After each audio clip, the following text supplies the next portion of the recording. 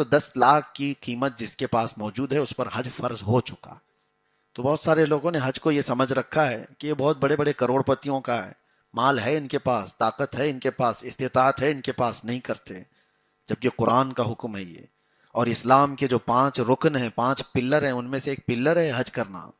اللہ فرماتا ہے کہ جس کو استطاعت ہے اس پر حج فرض ہے، حج کرنا اس کے لیے ضروری ہے. اور جو استطاعت کس کو کہتے ہیں؟ کس کو کہتے ہیں؟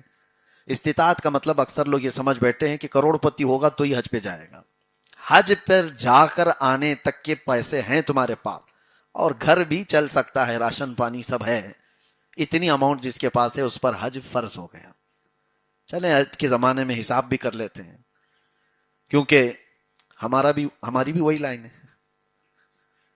تو میں بتا دوں، حج کے لیے جانے اور آنے تک کا جو خرچہ ہے، گورنمنٹ والے تو 3-3.5 لاکھ روپے میں کر دیتے ہیں.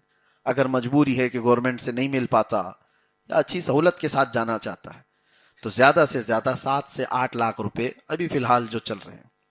اور گھر میں مہینہ بھر جا کر کے آئے گا تو 1 لاکھ روپے خرچہ ہو سکتا ہے، گھر کا راشن پانی، اس سے زیادہ تو نہیں ہوگا.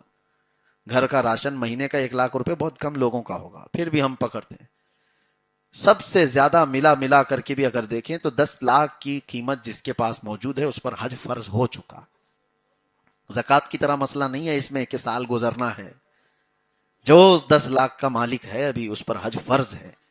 اور جس نے حج نہیں کیا، میرے آقا فرماتے ہیں وہ یہودی ہو کے مرے گا یا عیسائی ہو کے مرے گا، ہم کو اس کی پرواہ نہیں. رسول پاک صلی اللہ علیہ وسلم نے یہ وعید بیان فرمائی. اور بعض حدیثوں میں یہ بھی ملتا ہے کہ جب حج فرض ہونے کے بعد نہ کر کے دنیا سے چلا گیا تو جیسی وہ مرتا ہے اس کی پیشانی پر کافر لکھا رہتا ہے. بہت سخت ترین اس کی وعیدیں ہیں. تو بہت سارے لوگوں نے حج کو یہ سمجھ رکھا ہے کہ یہ بہت بڑے بڑے کروڑ پتیوں کا ہے، مال ہے ان کے پاس، طاقت ہے ان کے پاس، استطاعت ہے ان کے پاس، نہیں کرتے. جبکہ قرآن کا حکم ہے یہ، اور اسلام کے جو 5 رکن ہیں، 5 پلر ہیں، ان میں سے ایک پلر ہے حج کرنا. آپ استطاعت کے بعد اگر نہیں کیے ہو تو اسلام کو ہی ڈھا رہے ہو، آپ اسلام کے ایک پلر کو ختم کر رہے ہو. تو اس پہ سیریس رہیں ہمیشہ.